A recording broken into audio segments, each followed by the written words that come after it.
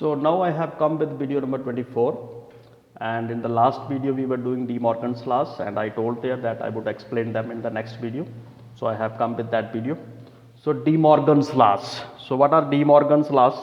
There are two De Morgan's laws. First, A union B का अगर आप whole complement करते हैं, ये होल कॉम्प्लीमेंट मतलब ब्रैकेट डाल के कॉम्प्लीमेंट लिखना है, तो फिर जब अगर मान लो कि हम ब्रैकेट का मतलब है कि कॉम्प्लीमेंट इसका भी है और इसका भी है, तो जब दोनों को कॉम्प्लीमेंट देंगे तो इसको अलग से दे देंगे ए कॉम्प्लीमेंट, यूनियन का इंटरसेक्शन बन जाएगा बी कॉम्प्लीमेंट, यानी कि यूनियन का इंटरसेक्शन। ये पहला डी मॉर्गन लॉ।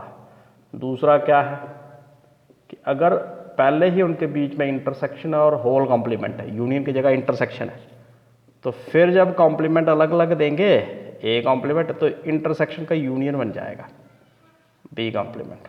तो ऐसे क्वेश्चन भी हैं इस एक्सरसाइज में। तो डी मॉर्गन लॉज के ऊपर पेपर में कभी कभी ऐसे लिख देते हैं स्टेट डी मॉर्गन्स लॉज, तो स्टेटमेंट आपने यही लिखनी है। और फिर वेरीफाई करने के लिए बोलते हैं, तो वेरीफाई में ए बी सेट कभी दिए होते हैं, अगर नहीं दिए हो तो फिर वो ये भी बोलते हैं कि आप अपने से ले लो तो प्रूव करके दो। तो ए और बी फिर हम कोई भी सेट ले सकते हो तो प्रूव कर सकते हैं, ये लेफ्ट साइड राइट। ऐसे क्वेश्चन भी एक्सरसाइज में आएंगे। अब हम नेक्स्ट प्रॉपर्टी की तरफ बढ़ेंगे। हम ये properties of complement of sets कर रहे हैं, तो अगली थर्ड प्रॉपर्टी जो आती है वो है law of double complementation. Double complementation law क्या है कि ए के ऊपर कोई कॉम्प्लीमेंट है, उसके ऊपर एक और कॉम्प्लीमेंट है, डबल कॉम्प्लीमेंट, डबल कॉम्प्लीमेंटेशन, तो उसका आंसर फिर ए ही आता है। तो इस टाइप के भी क्वेश्चन एक्सरसाइज में हैं, लेकिन आपको ये पहले ही पता होना चाहिए कि डबल कॉम्प्लीमेंट जो होता है वो ए के ही बराबर आ जाता है। तो this is your third property. Last जो कॉम्प्लीमेंट सेट्स की प्रॉपर्टीज में आता है वो फोर्थ नंबर है। वो क्या है? Laws of empty set and universal set. ये भी इंपॉर्टेंट है। ये भी दो लॉ है। पहला ये है कि अगर आप फाई का कॉम्प्लीमेंट लेते हो, फाई डैश मतलब फाई प्राइम, तो आंसर फिर यूनिवर्सल सेट आ जाता है। ऑब्जेक्टिव के लिए याद रखना ये। और दूसरे नंबर पे अगर आप यूनिवर्सल सेट का क्या कहते हैं कि कॉम्प्लीमेंट लेते हो तो फिर वो फाई आ जाएगा। तो क्योंकि इन दोनों लॉज में दो ही सेट्स इन्वॉल्व है, एक एम्प्टी सेट है, दूसरा यूनिवर्सल सेट है, इसलिए इसको empty set and universal set law कहते हैं, क्योंकि दो यूनिवर्सल सेट और एम्प्टी सेट की ही इन्वॉल्वमेंट इन दोनों सेट्स में, इन दोनों लॉज में है। So this is all about the properties of this one complement of sets. So now we have reached in exercise 1.5. This is your first question and let I read it for you.